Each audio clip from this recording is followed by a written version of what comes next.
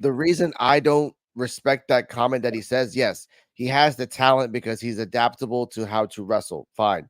He has the notoriety because he does a lot of other things before he became the wrestling. Fine.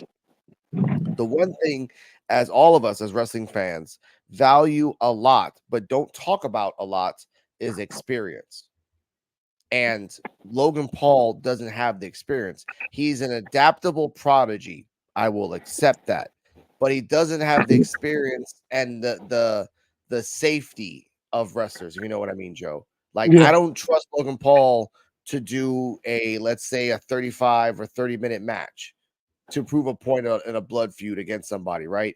But I can trust somebody that's been in the business 10 years, 7 years, even 6 years, but maybe 6 years abroad, Japan, Mexico, and Canada. And why I say those specific parts, because we know that if you went, and you said it too, Joe, when Travion Heights went to Noah, he's gonna come back a totally different person. I would think it was you or Jedi Sports Network did that. Shout out to Mhm. BX. And it's right, because if you go someplace for a while and learn from someplace else and the expertise and the experience from that, then your credibility as a wrestler rises. Because again, Travion Heights, when he goes to WWE to the main roster, they're gonna bring up, yeah, he went to Noah, yeah, he went to this, yeah, he went to that.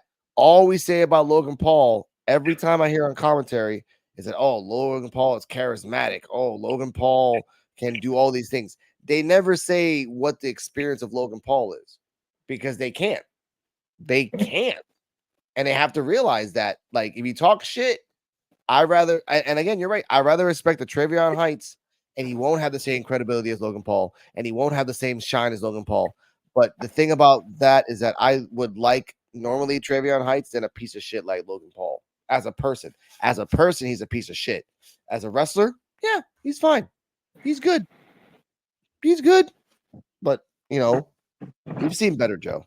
Come on. Yeah, no, my arguments are the fact that I just, and I've said this for a very long time, and that is that I feel that all American wrestlers should have to do a tour in Japan and Mexico. All of them. All wrestlers should have to do a tour of Japan and Mexico, at least 6 months in each place at some point in their career, so they can learn a different format and adapt it with their own.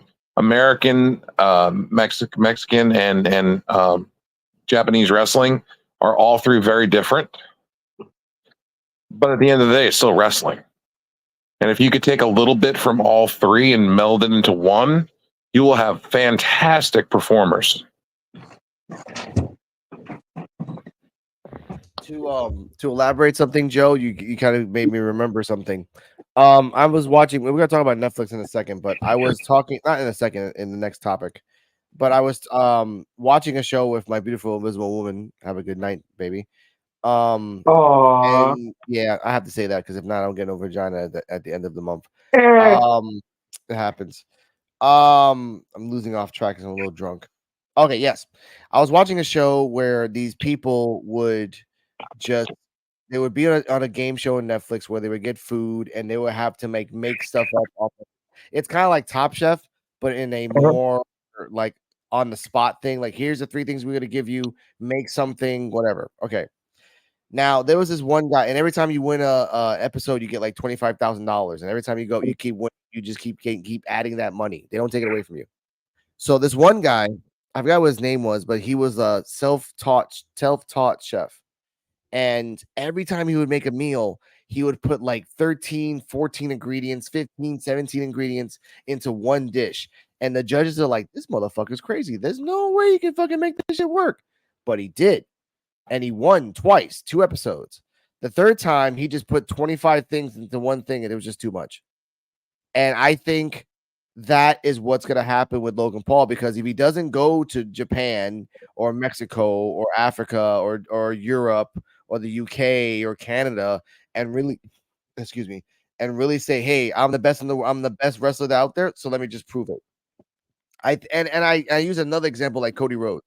Cody Rhodes, when he left, didn't think he was good enough, so he did the rounds. He went to Japan, he went to Mexico, he went everywhere to show Ring of everybody. Honor, AEW, TNA. I think he did TNA for a minute. He went everywhere to show that I'm the best, and he came back to WWE with the credibility of I'm the best because there's tapes of my shit. With Logan, every time he does something cool in a wrestling match, you associate it with another crypto something or another scandal.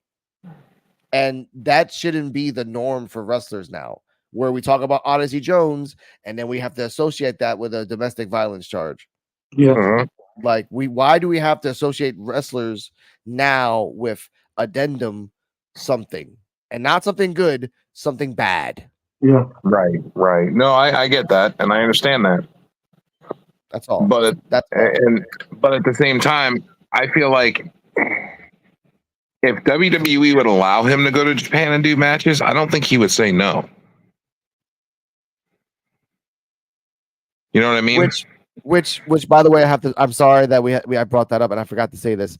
There's an interview with Dominic Mysterio, and Dominic Mysterio kind of like, I don't know if this was like a shoot or they planned it, but they talked about Japan and they asked Logan, like he just straight up asked Logan, can you go back to Japan? Like after what you did, he's like, oh yeah, I can go back to Japan. I'm like, you never talk about it though. And that's true. Logan Paul never talks about going back to Japan. And that's a good point. Can he actually go back to Japan? And if he does go back to Japan, how fast are the wrestlers going to be stiff with his ass to teach him a lesson? Because they love culture and history more than anything else over there in Japan. True. You know what, Logan Paul, go to Mexico. How about that? Just go down south. How about that? And you know this too, Joe.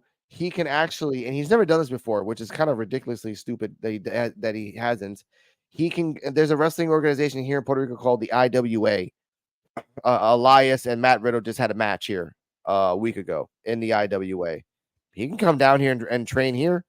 All the best wrestlers and everyone else comes here to train. Just to really train without any. It's like training in ballet without no one watching. Yeah, he could do a match over in Rev Pro also. Exactly. Some place that GCW. Yeah, he could do that too. I mean, as long as WWE is okay with that with his contract,